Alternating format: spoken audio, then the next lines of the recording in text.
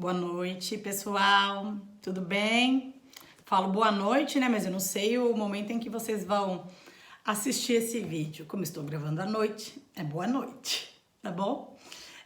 Sintam-se cumprimentados. Hoje eu vou conversar um pouquinho sobre o conto do Machado de Assis, O Enfermeiro. Um clássico, né? Como tudo que Machado faz, que Machado fez, né? Que Machado escreveu. O conto O Enfermeiro, ele relata a história de Procópio, um homem de 42 anos, ou seja, na flor da idade, né? E ele era uma pessoa muito simples, trabalhava na igreja com um padre, ele era um copista, né? E o padre é que acaba fazendo essa intermediação, essa indicação para que ele vá trabalhar como enfermeiro de um coronel muito velho, o Felisberto. E o Procópio, seduzido pela proposta, né, que ele ia ganhar muito mais do que ele ganhava na igreja, fazendo as transcrições, ele resolve aceitar esse convite e para ser enfermeiro, para cuidar desse idoso. Ao chegar no local do trabalho, ou seja, na casa do coronel Procópio, ele fica sabendo da fama que o paciente dele tem. A fama dele era de rabugento, mal-humorado, de uma pessoa extremamente ruim. Mas, ainda assim, quando ele chegou, ele não foi destratado, pelo contrário, ele foi bem recebido. E ele, o coronel, acabou até declarando para o padre que o Procópio era um dos enfermeiros mais simpáticos que ele já tivera. Mas essa calmaria durou bem pouco, né? Como descreve o Procópio. Durou 7 dias, uma lua de mel, né? Como é descrito. Então, a partir daí, as coisas começam a mudar.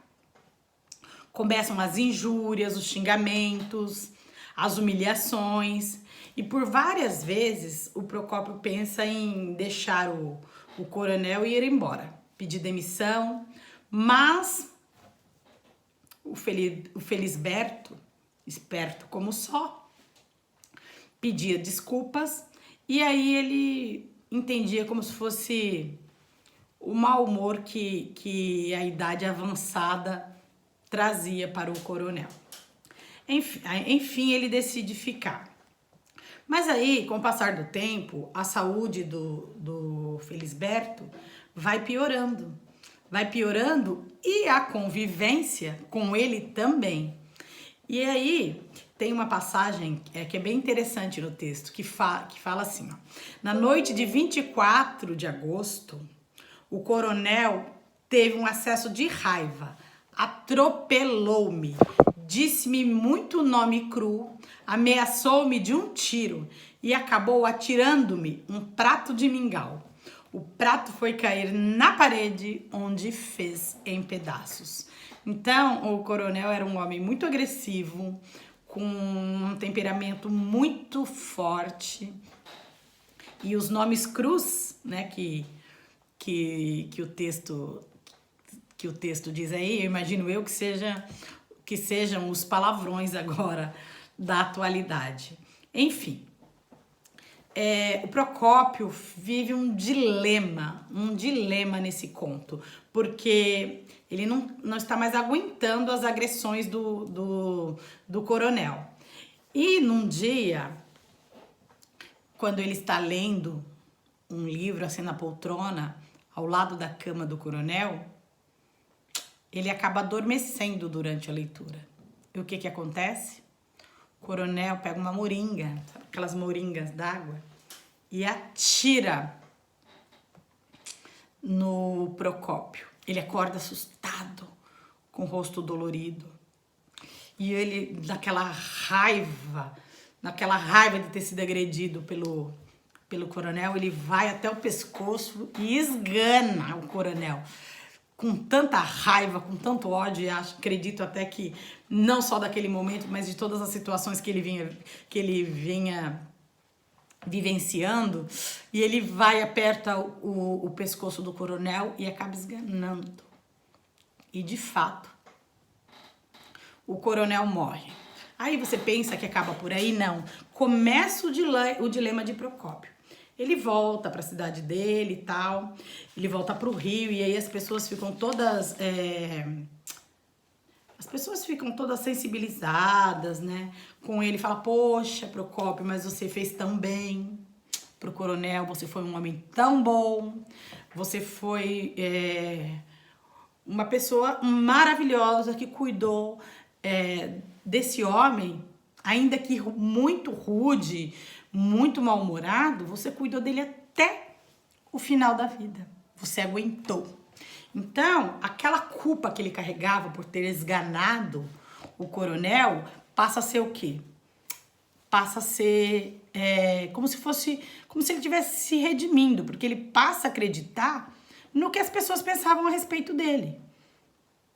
Até então, ele estava carregado de culpa. Então, ele começa a incorporar uma personagem boazinha, que de fato cuidou do coronel, que de fato aguentou aquela situação toda, daquele velho rabugento, mal-humorado e agressivo. Então ele passa a acreditar que ele de fato foi muito bom pro coronel.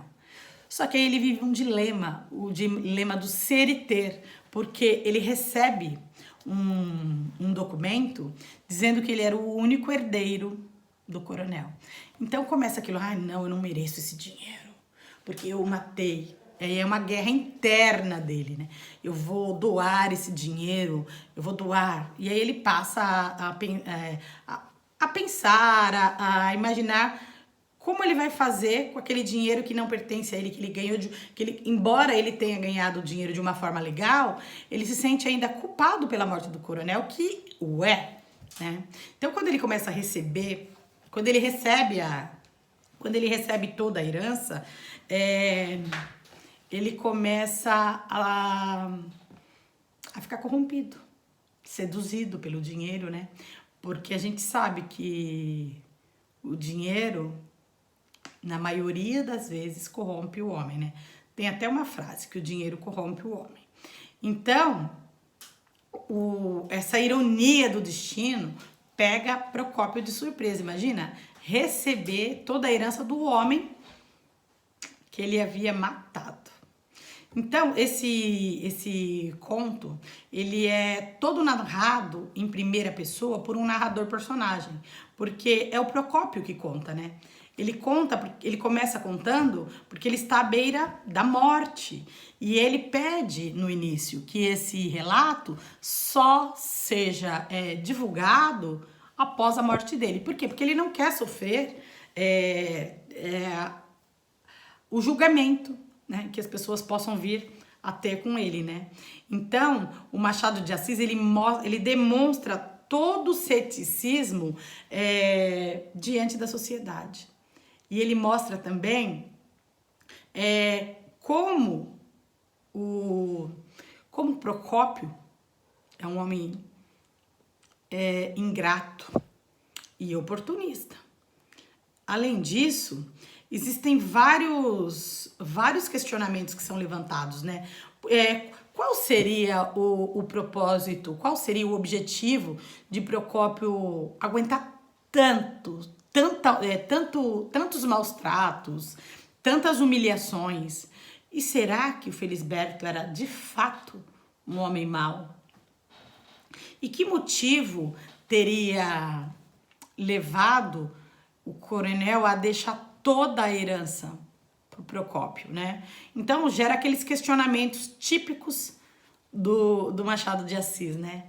É uma característica machadiana, deixa dúvida no ar, assim como Capitu e Bentinho de Dom Casmurro, né? Outro clássico também. Então, na noite da morte do coronel também, o que de fato aconteceu?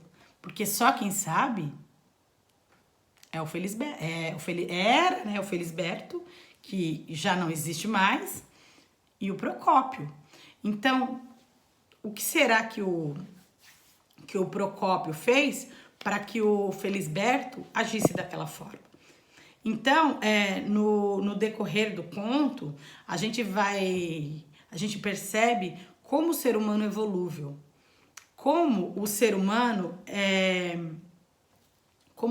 muda de opinião quando envolve dinheiro, né? Quando envolve vantagem própria. Então, essa obra do Machado é uma obra, assim, fantástica e que, apesar de muitos anos já, de ter sido escrita há muitos anos, ela coloca em evidência o comportamento do ser humano, para a gente refletir, né? Se você ainda não leu o Conto Enfermeiro, eu sugiro que você leia, é uma obra fantástica. Beijos e até a próxima!